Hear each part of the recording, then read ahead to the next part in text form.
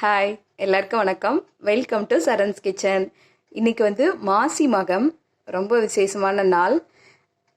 இங்கே தீர்த்தவாரி திருவிழா நடக்கும். நாங்கள் இருக்கிறது பாண்டிச்சேரி. இங்கே ஆண்டுதோறும் மாசி மகத்தன்னைக்கு ரொம்ப விமர்சையாக தீர்த்தவாரி நடக்கும்.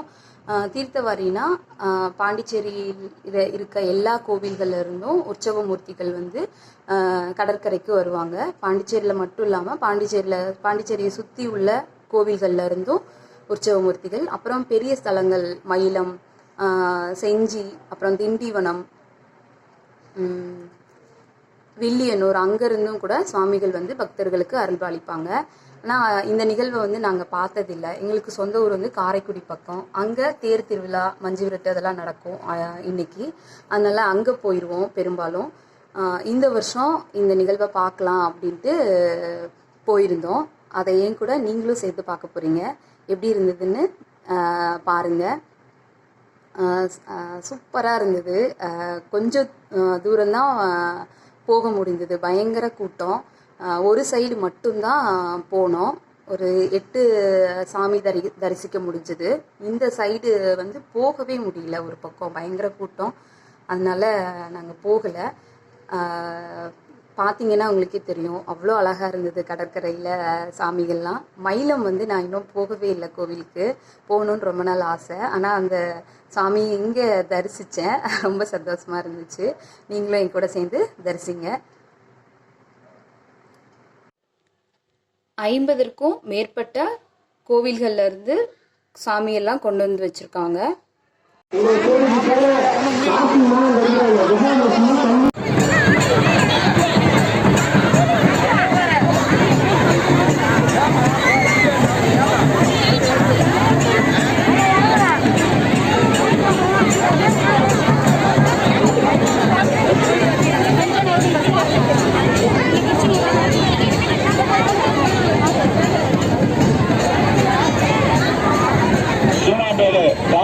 சேர்ந்த சுமதி, உங்களை கணவரில் உங்கள் கணவர் முருகன் சாமி கும்பிட்டுகளா பின்னாடியே நிற்கிறாரு. அங்க வாங்க.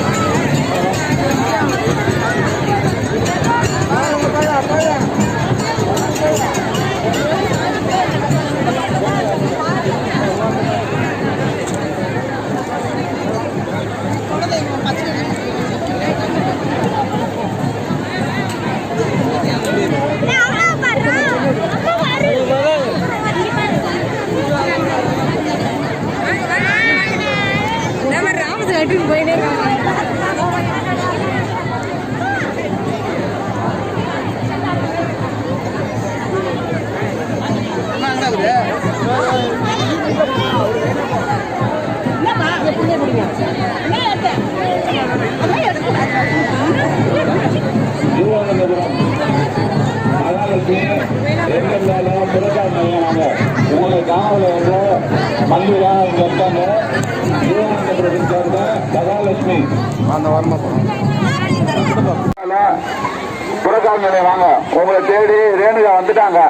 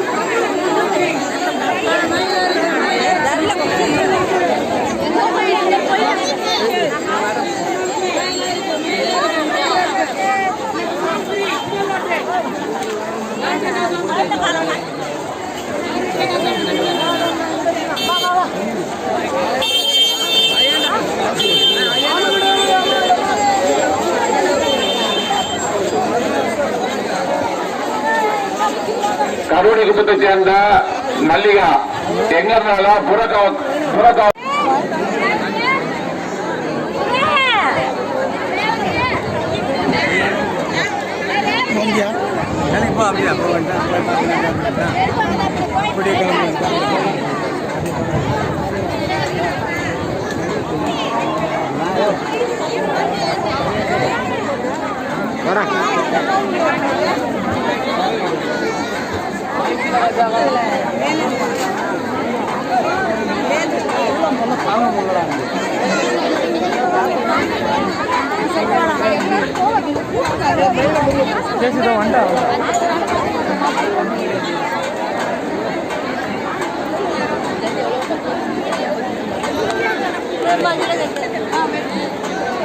பார்க்க முடியாதுல்ல.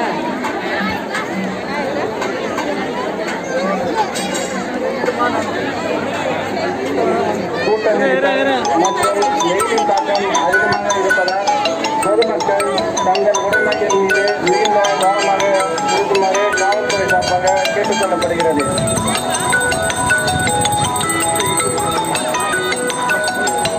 தாங்கள் அணிந்திருக்கும் விலை உயர்ந்த நகைகள் மற்றும் தொலைபேசி போன்றவற்றை மிகவும் பாதுகாப்பாக வைத்துக் கொள்ள அறிவுறுத்தப்படும்.